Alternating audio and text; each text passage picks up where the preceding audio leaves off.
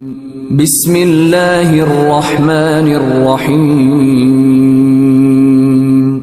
اس کا آغاز مشہور سورہ کوثر کی پہلی آیت سے کہ اللہ یہ کہہ رہا کہ ہم نے تم کو کوثر عطا کیا میرے حبیب، اور یہ سورہ جیسا علماء نے لکھا کہ یہ مادر حسنین کے لیے نازل ہوا تھا آپ کی ولادت کے وقت۔ میں اس کی ڈیٹیل میں نہیں جاتا، میں خالی یہ بتا رہا کہ یہ وہ سورہ ہے کہ جتنا ہی کثرت سے تم تلاوت کرو گے یہ سورہ کی برکت تم کو ملے گی۔ خواتین کے لیے بہت اچھا سورہ، اپنی نماز میں پہلی رکعت میں یہ سورہ کی تلاوت کیا کرو، اس لیے تلاوت کیا کرو کہ یہ بی بی زہرا سے منسوب ہے، آپ کی ولادت کے وقت آیا تھا، اور اس کی کئی برکتیں بتائی گئیں کہ سورہ کوثر اس منزل تک بھی لے کے جاتا کہ اگر کثرت سے کوئی اس کی تلاوت کرے، جیسا سورہ خل ہے، سورہ توحید، یہ امام حسین کثرت سے پڑھتے تھے۔ کیوں پڑھتے تھے؟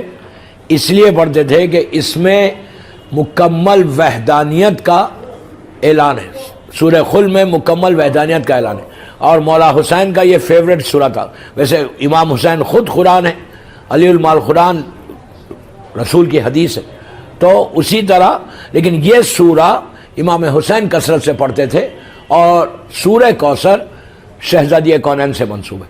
تو بہرحال تو آپ کوشش یہ کرو کہ سورہ کوثر نماز میں کسی ایک رکعت میں، آپ پہلی میں پڑھو یا دوسری میں پڑھو، کوئی حرج نہیں ہے، کسی ایک رکعت میں پڑھو یہ بھی، اور اس کو روزانہ نماز کے بعد 9 مرتبہ پڑھا کرو، 9 مرتبہ، ہارڈلی 1 منٹ کا سورہ ہے، 1-1.5 منٹ میں ختم ہوتا، لیکن اس میں جو برکت بتائی گئی، جو رحمتیں کا نازل ہونے کا بتایا گیا، وہ یہی کہا گیا کہ کثیر اولاد کا ہونا، اگر کوئی بے اولاد ہے تو وہ اس کو کثرت سے پڑھے، رزق کے لیے بہت اچھا ہے۔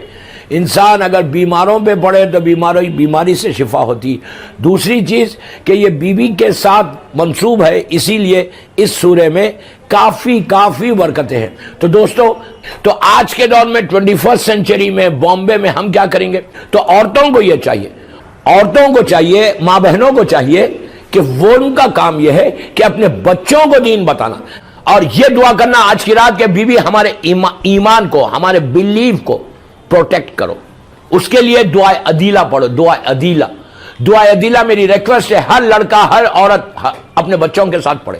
جب عورت پریگننٹ رہتی اس وقت دعائے عدیلہ پڑھے، اس کے بعد بچے کو سلاتے، لوری جو دیتے، دعائے عدیلہ سے لوری دو، وہ ایمان کا پروٹیکشن ہے۔ 12 اماموں کے نام ہیں، آپ کو بچوں کو بتانے کو، پریگننسی سے، ولادت کے بعد سے معصوم بچوں کو اگر مسلسل ان کے کانوں میں ہمارے اماموں کے نام آتے رہیں گے نا، تو ان کے ذہن میں، ان کے نیچر میں اماموں کے نام آ جائیں گے۔ دعا عدیلہ 1 منٹ کی دعا ہے، بٹ دیٹ دعا can change your destiny. Again I am telling you کہ دیٹ دعا can change your life, that change ہو جائے گی لائف تمہاری، تمہارے بچے دیندار نکلیں گے۔ بامبے میں جو آج سب سے زیادہ مسئلہ ہے نا، بامبے کیا پوری جگہ پہ سب سے بڑا مسئلہ کیا ہے؟ مسئلہ یہی ہے کہ ہمارے بچے دیندار نہیں ہیں۔ آج بھی یہی بات ہوئی کہ مولانا کو دعا بتاؤ کہ بچے دیندار ہو، بچہ بات نہیں سن رہا، بچے کے ساتھ یہ پرابلم ہے۔ یہ جو ہو رہا نا، یہ ہماری غلطی سے ہو رہا کہ ہم نے بی بی زہرا کی سیرت کو نہیں اپنایا، بی بی زہرا کی سیرت پہ بات نہیں کی، ہم نے بی بی زہرا کے حق کو نہیں دنیا کے سامنے پیش کیا، ہم رزق حرام کھاتے رہے۔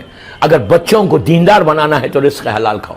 جب تک رزق، یہ مت بولو کہ میں یہ ریسٹورینٹ، لڑکیوں کو بول رہا کالج میں جا رہے یہ ریسٹورینٹ میں جا کے کھا لوں گی، یہ ریسٹورینٹ میں جا کے کھا لوں گی، نو، یو ہیو ٹو، جب تک پائس نہیں بنو گے، پھر سنو، جب تک پائس نہیں بنو گے، جب تک تقویٰ نہیں آئے گا، بی بی زہرا کی محبت دل میں نہیں آئے گی۔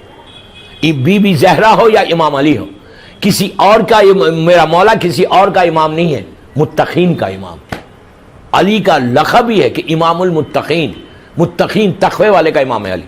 تو ہمارا یہ فرض ہے کہ بی بی زہرا کی سیرت پہ عمل کرنے کے لیے پہلی چیز رزق حلال کھانا۔ میں اس سے زیادہ نہیں بولتا اس پہ۔